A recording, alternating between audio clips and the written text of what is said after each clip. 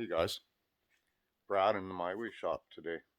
Uh, Today we're not able to work on the projects. I'm not working on the '89 C10 or anything like that, or the Z28, or the Model Ts, or the Galaxy.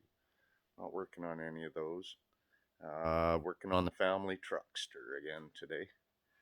Uh, the 2004 F-150's been in need of my attention now for a little while. They're sitting here behind me. Um, we parked it because I did a little diagnosis and decided that most likely the exhaust manifold had popped a bolt head off at the rear on the exhaust manifold passenger side. Very difficult to have a look at this stuff on these F-150s, especially the four-wheel drive and that. Got everything in the way. Can't see nothing. Um, We did have recent work done on the truck, so it could have been an indicator for me to have a look further at some of that stuff. Put new catalytic converters and that type of thing on it.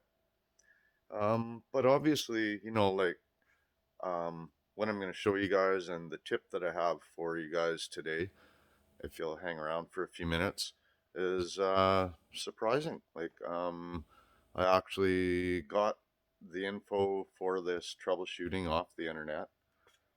First time I would have ever looked for anything like this, but I was chasing this exhaust leak around.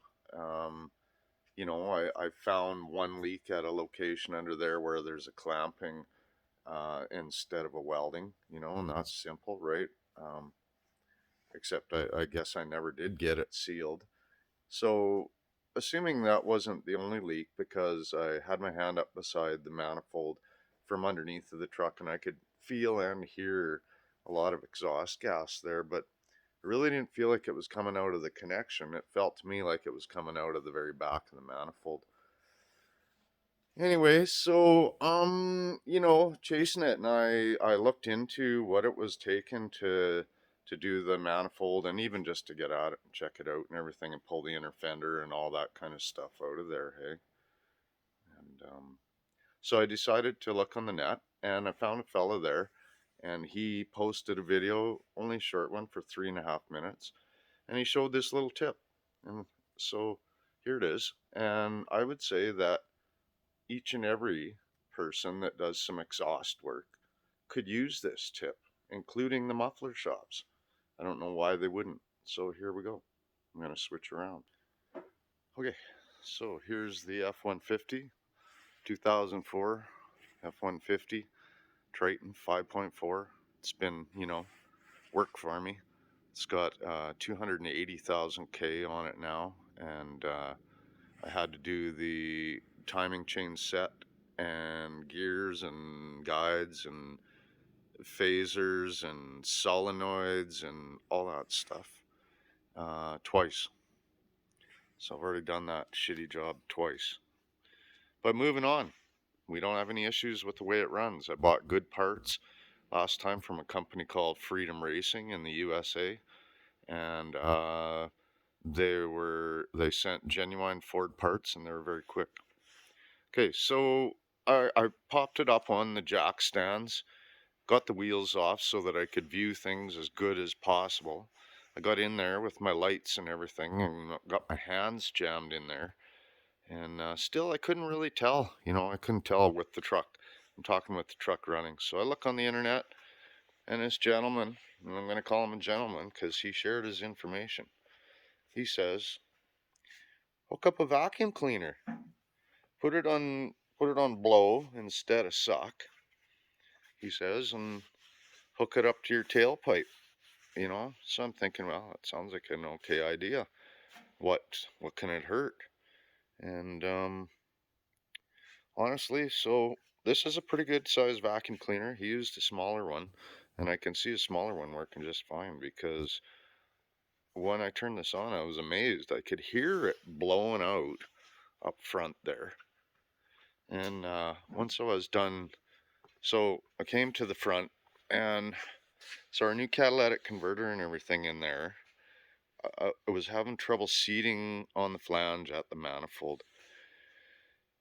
And so basically what I did to fix that was I took a rubber mallet and I smashed that back and forth a few times, back and forth to try and get that uh, flange to seat in there.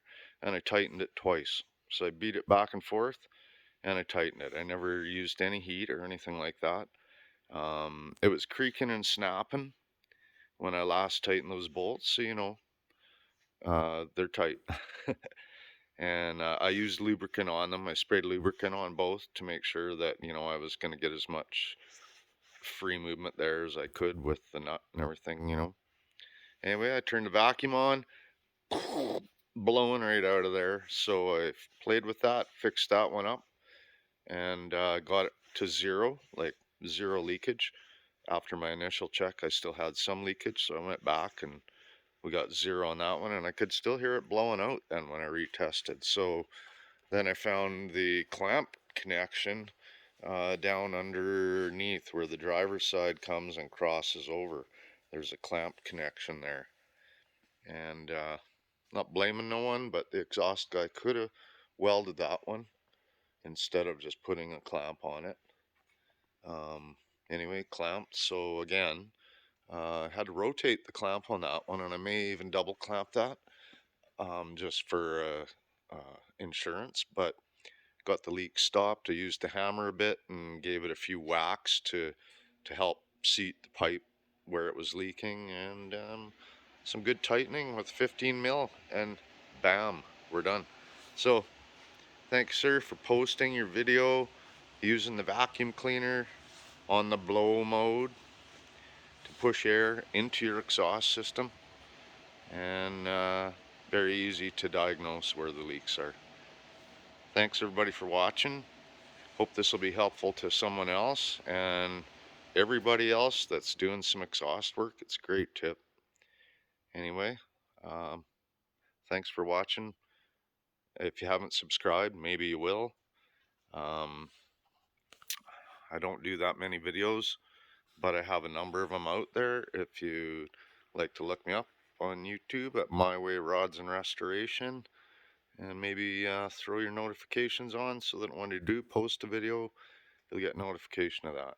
And we're working on the 89 here. I just haven't posted much regarding that. Galaxy's still sitting here. We got the Z28 over here, and we've got the hot rods, 26 Roadster and 26 Coupe. So we got lots to do. Struggling with time this winter. Cutting wood and pushing snow. Man, the snow has been terrible. Terrible. Cheers, everybody. Thanks for watching.